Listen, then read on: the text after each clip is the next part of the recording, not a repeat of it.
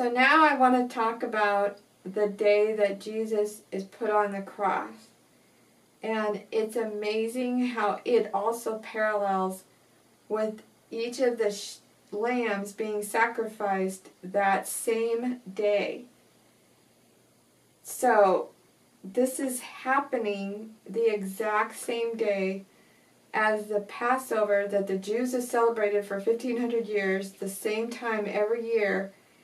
And that ends up being the same day that Jesus also dies on the cross and gets sacrificed. I don't think that's a coincidence. So, based on everything God did in the Old Testament, I mean, he just painted stories pointing to the Messiah and everything that was going to happen all the way through. And so, again, I'm doing this in a real short version, even though it's kind of long. And I thank you for your patience of sticking with me if you've made it this far. But this is just such a beautiful story of God's love and Jesus' love for us. That morning, in your Bible, the Hebrew time of day was different than our time of day. So in Mark 15:25, it tells you that Jesus was put on the cross at the 3rd hour. So what is that in our time? That is 9 a.m. in the morning. And what's amazing about that is every Passover for 1,500 years, they always bound the lambs to the sacrifice. Remember this lovely little drawing here, to the altar of sacrifice.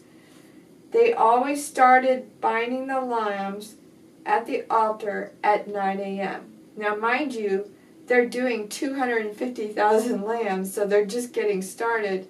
So they are literally slaying lambs the whole day, okay? And so Jesus is bound to the cross and put on the cross with the nails in his hands at 9 a.m. Then in Matthew 27, verse 45 to 50, it says that at the 6th hour, it got dark due to what historians think was a solar eclipse that lasted 3 hours. So what is the 6th hour?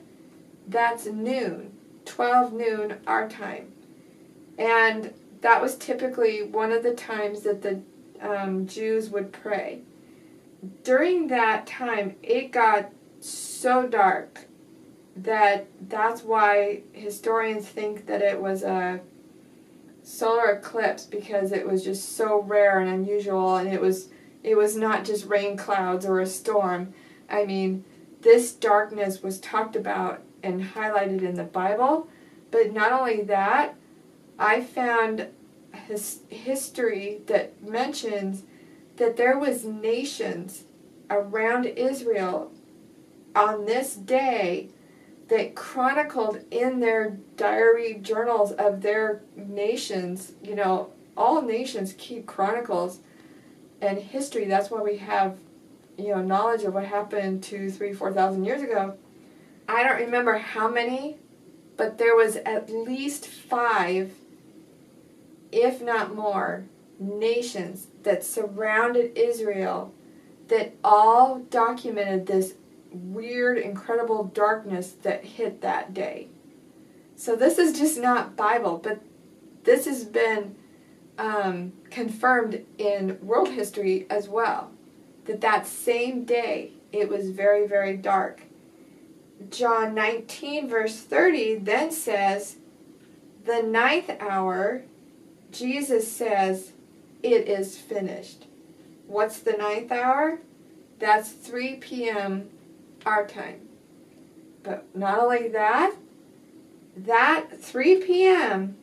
every year that they did sacrifices, since Moses said to do it, that's when the high priest says, it is finished, because he's slaying the last lamb. Jesus was our last lamb. the one and final sacrifice. Just like this, he fulfilled the Passover. He was the pure Passover lamb that changed the world forever. And it's just amazing, the symbolism here and all that he did. It just blows my mind how God orchestrated all of this so that we could see the beauty and the plan and the excitement and their love for us to correct and make new. And what else is amazing is records show that this same day that Jesus died on the cross, the same day they sacrificed all the lambs, back in Exodus, when the first Passover happened with Moses and setting all the Israelites free, this same day was the day that all the Egyptians buried their firstborn. Do you remember that? And it talks about that in the book of Numbers 33, verse 3 and 4. The symbolism, the repeat, the carryover is just, it's amazing to me how God does this. Well, that was the day that God set free all the Israelites who had been slaves to Egypt for 400 years. That is a huge picture of mankind who had been slaves to sin because of what happened in the garden for 4,000 years before Jesus came and set us free. We were like slaves to sin. We could not save ourselves. Jesus had to come and save us. And he set us free. Yet, there are times I feel like we still, and I'm talking as one of them, if you've read my blog, you know what I'm talking about, that we stay stuck. We stay stuck and feeling like our hands are tied and that we're bound, and it's all a lie. Because Jesus came and set us free from all of that.